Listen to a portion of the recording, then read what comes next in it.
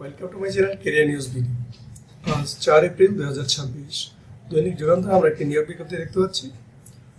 আমরা বিস্তারিত জানবো কারা কারা আবেদন করতে পারবেন, আবেদন করতে কি কি শিক্ষাগত যোগ্যতা লাগবে, আবেদনের শুরু তারিখ, শেষ তারিখ এবং কিভাবে আবেদন করবেন। বিস্তারিত জানার আগে সবাইকে অনুরোধ করবো, আপনি যদি আমার চ্যানেলে নতুন হয়ে থাকেন তাহলে প্রতিদিন নতুন চাকরি বিজ্ঞপ্তি পেতে আমার চ্যানেলটি সাবস্ক্রাইব করুন, ভিডিওটি ভালো লাগলে লাইক দিন এবং বন্ধুদের সাথে শেয়ার করুন।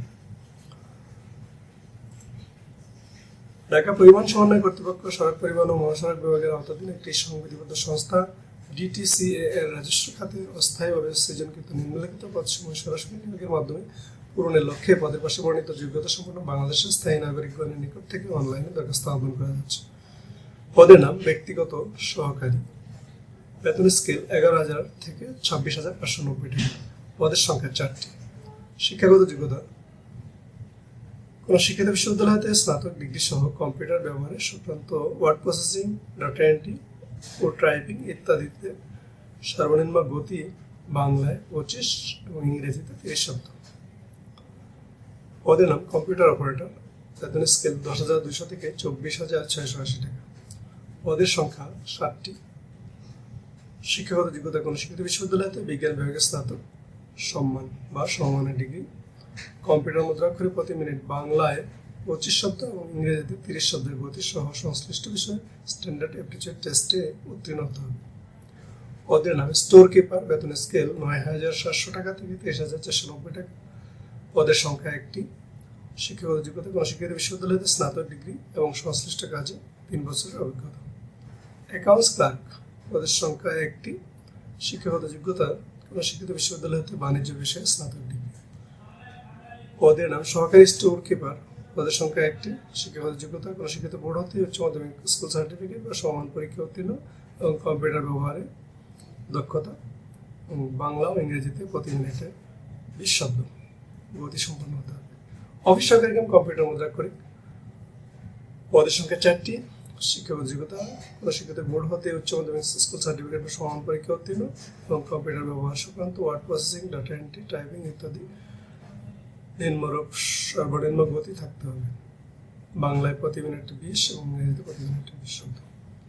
সার্ভেয়ার, পদের সংখ্যা 1টি।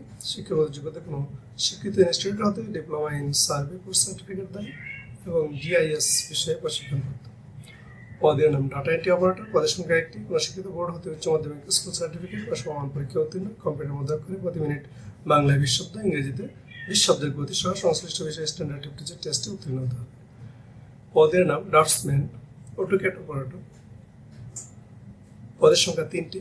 শিক্ষাগত যোগ্যতা কোনো শিক্ষিত বোর্ড হতে উচ্চ মাধ্যমিক স্কুল সার্টিফিকেট বা সমান পরীক্ষা উত্তীর্ণ সহ কোনো শিক্ষিত প্রতিষ্ঠান হতে 18 মাসের ড্রাফটসম্যানশিপ কোর্স উত্তীর্ণ ও অটোক্যাড প্রশিক্ষণপ্রাপ্ত।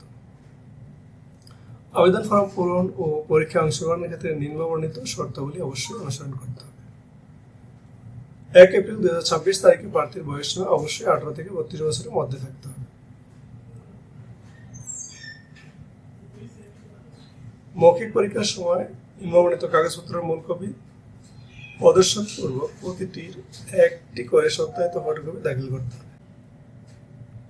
ক্রমিক নং 1, 2, 5, 6, 8 পদে কম্পিউটার টাইপিং এর গতি ব্যবহারিক পরীক্ষার মাধ্যমে নির্ধারণ করা হবে। লিখিত পরীক্ষায় উত্তীর্ণ প্রার্থীরা শুধু ব্যবহারিক পরীক্ষায় এবং ব্যবহারিক পরীক্ষায় উত্তীর্ণ প্রার্থীরা শুধু মৌখিক পরীক্ষায় অংশগ্রহণ করতে পারবেন। অনলাইন ব্যতীত কোনো আবেদন গ্রহণ করা হবে না। অনলাইনে আবেদনপত্র পূরণ সংক্রান্ত নিয়মাবলী ও করণীয়। পরীক্ষা অংশগ্রহণে ইচ্ছুক প্রার্থীগণ dtca.teletalk.com.bd এই ওয়েবসাইটে আবেদনপত্র পূরণ করবেন। আবেদনের সময়সীমা নিম্নরূপ। অনলাইনে আবেদনপত্র পূরণ ও পরীক্ষা ফি জমা দান শুরুর তারিখ 5 এপ্রিল 2026। অনলাইনে আবেদনপত্র জমা দানের শেষ তারিখ 26 এপ্রিল 2026। উক্ত সময়সীমার মধ্যে ইউজার আইডি প্রাপ্ত প্রার্থীগণ অনলাইনে আবেদনপত্র সাবমিট এর সময় থেকে পরবর্তী 72 ঘন্টার মধ্যে SMS এ পরীক্ষার ফি জমা দিতে পারবেন। অনলাইনে আবেদনপত্র প্রার্থী তার রঙিন ছবি ও স্বাক্ষর স্ক্যান করে নির্ধারিত স্থানে আপলোড করবেন। অনলাইনে আবেদনপত্র পূরণকৃত তথ্য যেহেতু পরবর্তী সকল কার্যক্রমে ব্যবহৃত হবে, সেহেতু অনলাইনে আবেদনপত্র সাবমিট করার পূর্বেই পূরণকৃত সকল তথ্যের সঠিকতা সম্পর্কে প্রার্থী নিজে শতভাগ নিশ্চিত হবেন। প্রার্থী অনলাইনে পূরণকৃত আবেদনপত্রের একটি প্রিন্ট কপি পরীক্ষা সংক্রান্ত যে কোনো প্রয়োজনে সহায়ক হিসেবে সংরক্ষণ করবেন এবং মৌখিক পরীক্ষার সময় 1 কপি জমা দেবেন। এসএমএস প্রেরণের নিয়মাবলী ও পরীক্ষার ফি প্রদান সংক্রান্ত বিস্তারিত তথ্য বিজ্ঞপ্তিতে দেওয়া আছে। আপনারা বিজ্ঞপ্তিটা দেখে নেবেন কিভাবে এসএমএস পাবেন এবং এসএমএস এর মাধ্যমে টাকা জমা দেবেন। তো ধন্যবাদ দর্শক। আজ এই ছিল সড়ক পরিবহন মন্ত্রণালয়ের নিয়োগ